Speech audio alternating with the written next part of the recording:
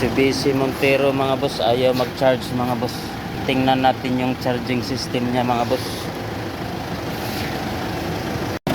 Ito mga boss, nag-grading tayo sa charging mga boss. Yan, ayaw mag-charge. 11.8 lang mga boss. So tingnan natin mga boss, bakit ayaw mag-charge. Yan mga boss, yung alternator mga boss, bago.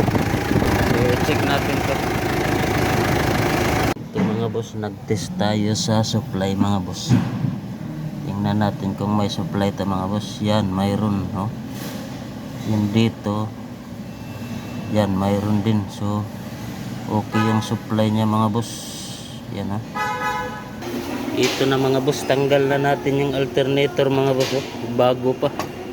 So hindi na naman nag-charge. So buksan natin kung anong problema. At ito na mga boss, binuksan na natin. Makikita natin mga boss na bago pa talaga mga boss. Ayan.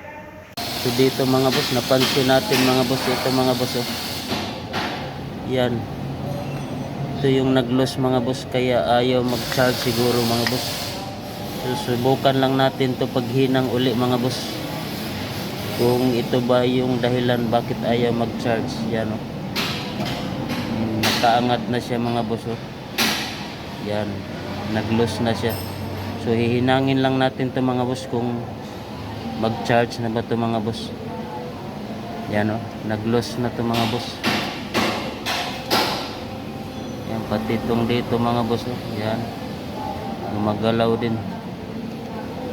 So yun lang muna ang gagawin natin, wala tayong papalitan. Hinang muna tayo.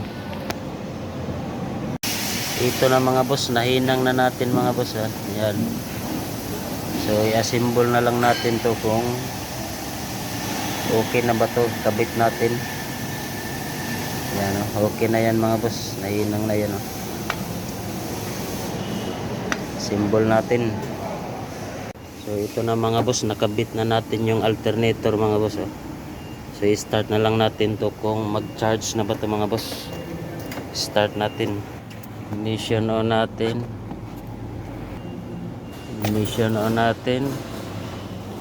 Start. Yan, nawala yung battery. So dito tayo sa labas. Tingnan natin mga boss kung nag-charge na mga boss.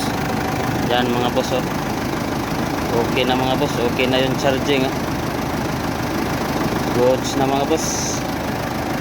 Normal na yung charging nya. Problema, nag-loss lang sa ilalim kasi bago to. Yan, okay na.